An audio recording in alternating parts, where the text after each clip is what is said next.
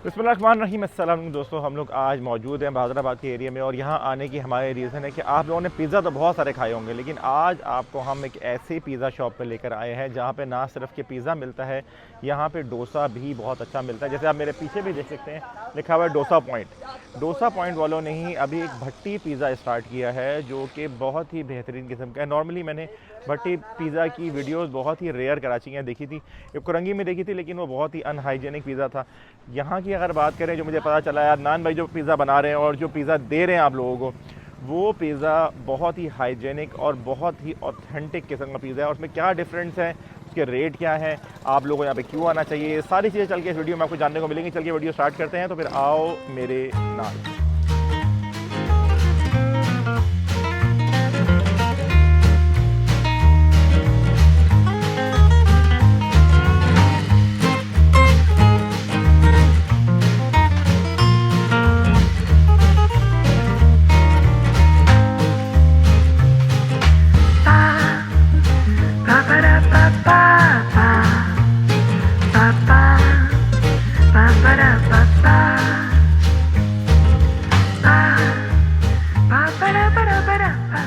तो दोस्तों, ये आ गया है हमारा भट्टी पिज़्ज़ा यहाँ पे। और आप भट्टी पिज़्ज़ा की वीडियो आपने और भी देखी होगी, लेकिन अभी हैदराबाद में अदनान भाई ने जो ये पिज़्ज़ा स्टार्ट किया है, 1150 रुपये का है। समझ लें कि इस टाइम पे आप लोगों को टेस्ट कराने के लिए बिल्कुल कॉस्टिंग के अंदर ही आप लोगों को सेल कर रहे हैं। और इसका जो आप टेक्सचर देखें, और आप लोग इस अभी फ्लेवर तो मैं भी नहीं कह सकता, फ्लेवर अभी खाएंगे और खा के आप लोगों को बताएंगे कि ये कैसा है और आप लोगों को क्यों खाना चाहिए। अच्छा, ये पिज़्ज़ा हमारा आ गया है, टर्किश फ्राइड इसका नाम है और प्राइस है इसकी 1150 रुपये। और अभी आपको इसका हम फ्लेवर दिखाते हैं। ये चिकन का फ्लेवर है इसका, अभी आपको बताते हैं कि ये खा के कैसा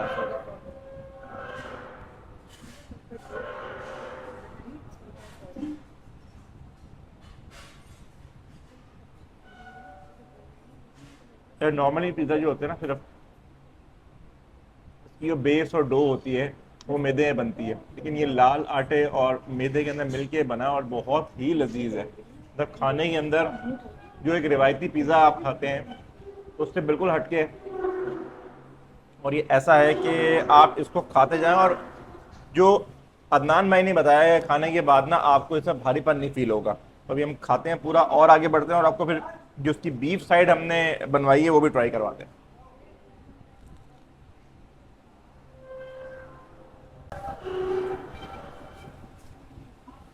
हम खा रहे हैं इसका बीफ।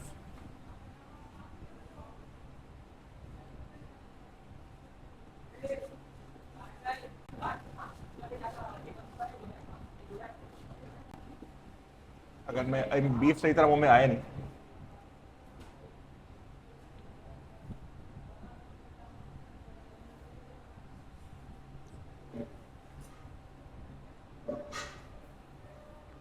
ये भी अच्छा है, लेकिन अगर आप मुझसे पूछेंगे दोनों में से कौन सा अच्छा है, तो मुझे जो चिकन साइड वाला है ये ज़्यादा पसंद आया मुझे।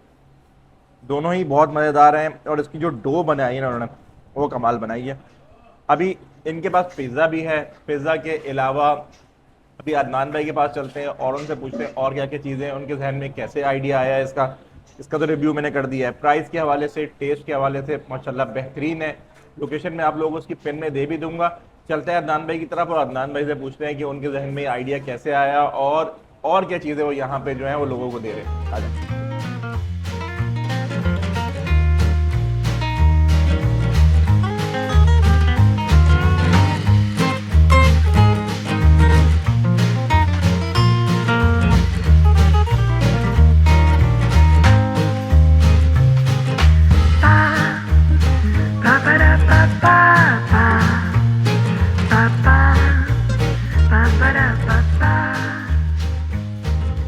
तो अभी हमारे साथ हैं अभी अदनान भाई, और अदनान भाई आपको बताएंगे कि ये पिज़्ज़ा का सफ़र कैसे शुरू हुआ, ये डोसा का सफ़र कैसे शुरू हुआ, ये सारी चीज़ें अदनान भाई से पूछते हैं। अदनान भाई, अस्सलाम वालेकुम। वालेकुम अस्सलाम और भाई, कैसे हैं आप? अल्हम्दुलिल्लाह ठीक फर्स्ट ठाक है। Class A1।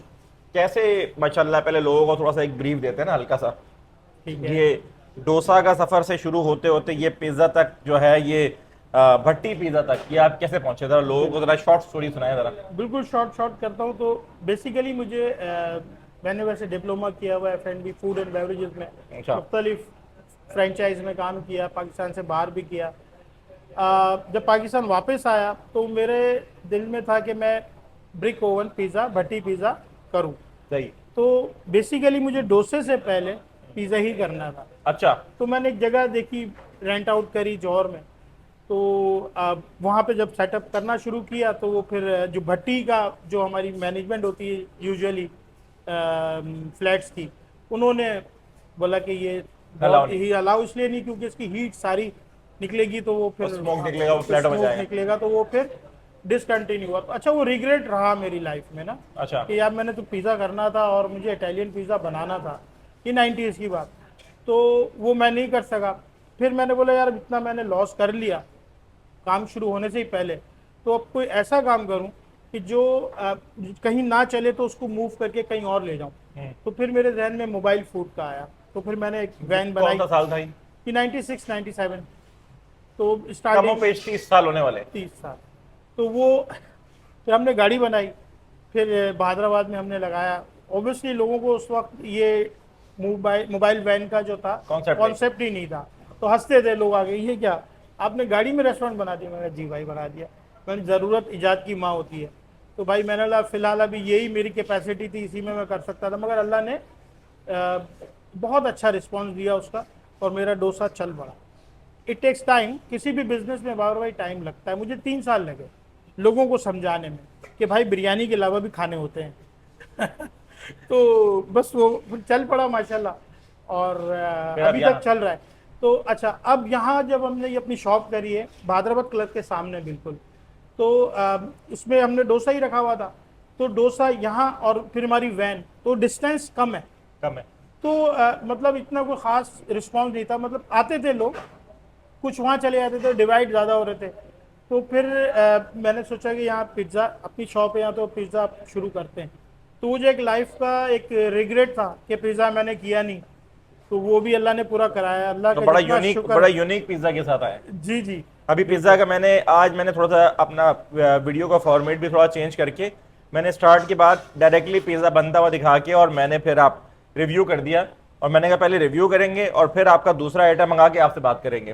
तो ये जो आपने पिज्जा बनाया है इसकी डो थोड़ी डिफरेंट है, टेस्ट अलग है थोड़ा, बिल्कुल है, और बड़ा यूनिक सा एक फ्लेवर खाने के बाद आ रहा है और लाइट है। ये कैसे जहन में आइडिया है कि ये बनाना है? एक्चुअली मैंने बाहर जब काम किया, मलेशिया में भी काम किया, Singapore, Malaysia, Indonesia, Brunei, Bangkok, पूरा घूमा हूँ।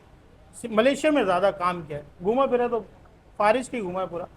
तो मलेशिया में एक रेस्टोरेंट था, तो वहाँ पर वो इटालियन वो बनाते थे, वहाँ पर भी सीखा। फिर एक पाकिस्तान की एक बड़ी चेन थी, वहाँ पे काम किया, 5 स्टार होटल था, नाम नहीं ले सकते ना।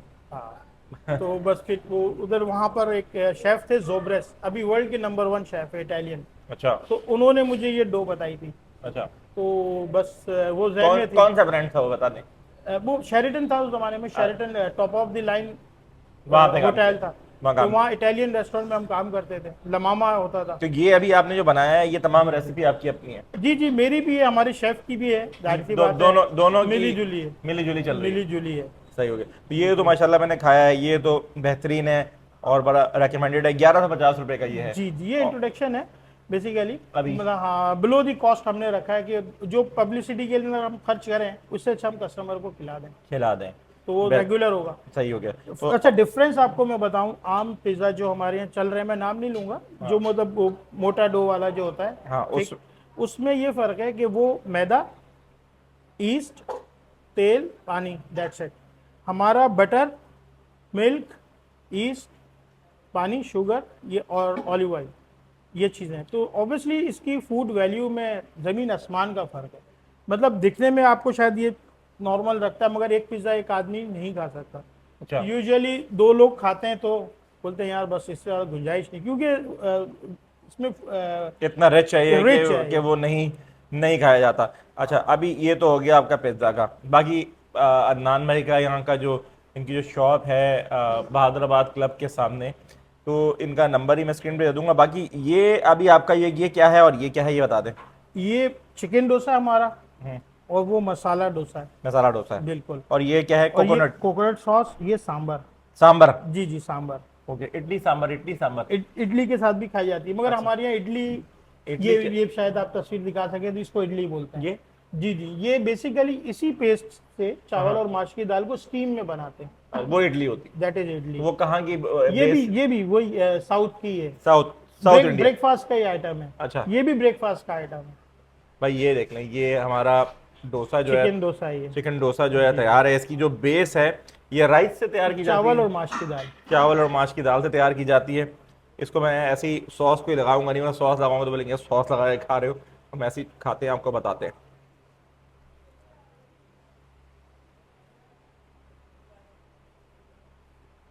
तो ये भी इनका बहुत मजे का है।